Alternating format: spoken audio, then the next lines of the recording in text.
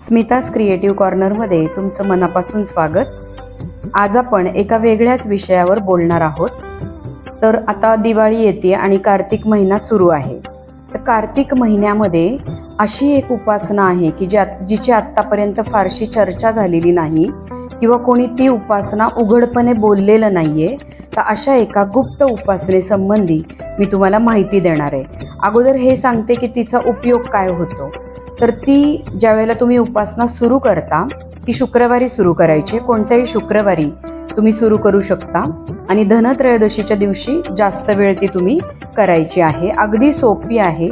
आता ही साधना जेव्हा तुम्ही करणार तर त्याचे फायदे काय आहेत, तर जर एखाद्याला लॉटरी लागावी असं वाटत असेल तर ती सुद्धा लागू शकते, इतकी या साधनेमध्ये ताकद आहे। शिवाय जर एखाद्याला खूप सोनं आवडत असेल, तर आपल्या घरी खूप सोनं यावं असं वाटत असेल तर त्यांनीही ही साधना करावी। अखंड लक्ष्मी आपल्या घरात राहावी, सतत लक्ष्मीचा ओघ राहावा, आठही दिशांनी आपल्या घरामध्ये धन येत राहावं असं वाटत असणाऱ्या सर्वांनी ही सेवा नक्की या महिन्यामध्ये करून बघा। शुक्रवारपासून सुरू करायची आहे।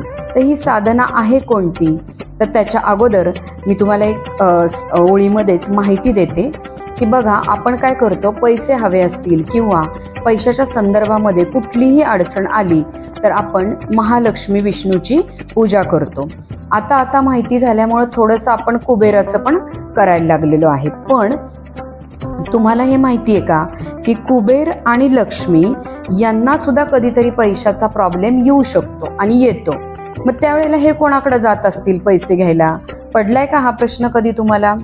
एकदा नक्की विचार करा की ते कोणाकडे जात असतील। तर त्याचंच उत्तर मी तुम्हाला आता सांगणार आहे। याचं उत्तर आहे स्वर्ण आकर्षण देवता नावाची देवता आहे।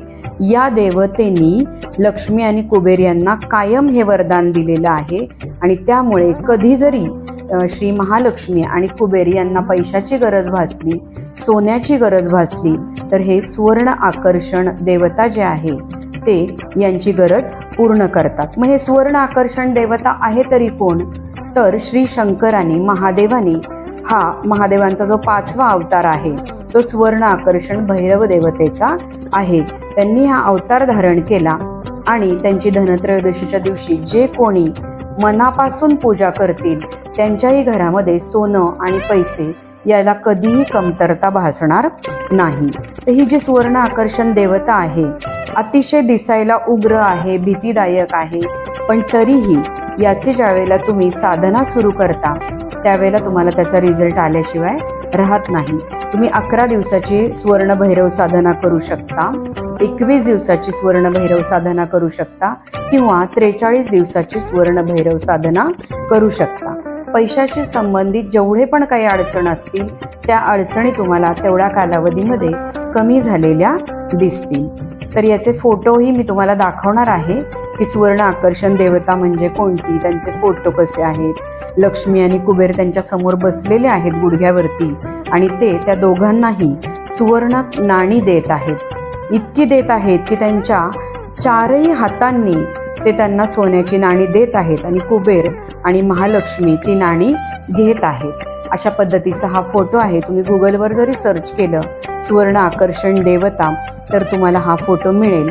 तर या कार्तिक महिन्यामध्ये किंवा धनत्रयोदशीच्या अगोदर तुम्ही काय करा, गुगलवरून हा फोटो प्रिंट काढून घ्या त्याची, आणि प्रिंट काढल्यानंतर डार्क गोल्डन रंगाच्या फ्रेमने त्याला फ्रेम करून घ्या आणि मग तो फोटो तुम्ही देवघरामध्ये ठेवून त्याची धनत्रयोदशीच्या दिवशीपासून पूजा करू शकता किंवा कोणत्याही शुक्रवारपासून पूजा करू शकता। पण एक आहे की अतिशय गुप्त साधना असते, त्यामुळे तुम्ही हा फोटो वर्षभर किंवा कायमस्वरूपी देवघरामध्ये ठेवू शकत नाही। जेव्हा तुम्ही ही साधना करत असाल त्याच कालावधीमध्ये तो फोटो ठेवायचा आहे आणि ही साधना करत असताना याची वाच्यता तुम्ही कुठेही करता कामा नये, कारण ही अतिशय गुप्त अशी साधना आहे।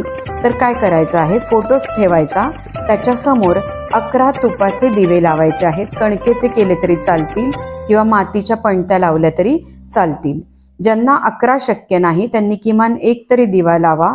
धूप दीप खडी साखरेचा नैवेद्य ठेवायचा आहे आणि त्यांची आवडती फुलं अशी सांगता नाही येणार कोणती आहेत, तुमच्याकडे जी उपलब्ध असतील त्या फुलांनी तुम्ही त्यांची पूजा करू शकता.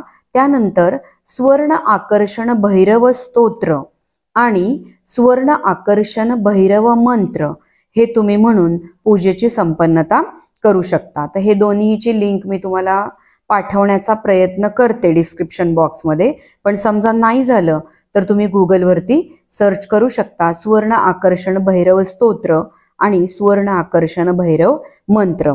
तर अशी ही एक गुप्त साधना तुम्हाला आज मला सांगावीशी वाटली, कारण अनायासे कार्तिक महिना सुरू आहे आणि शिवाय धनत्रयोदशी पण जवळ आलेली आहे. सगळ्यांनी ही साधना करून बघा आणि रिझल्टही सांगा. व्हिडिओ कसा वाटला तेही सांगा. लाईक, शेअर, सबस्क्राईब करायला विसरू नका. धन्यवाद.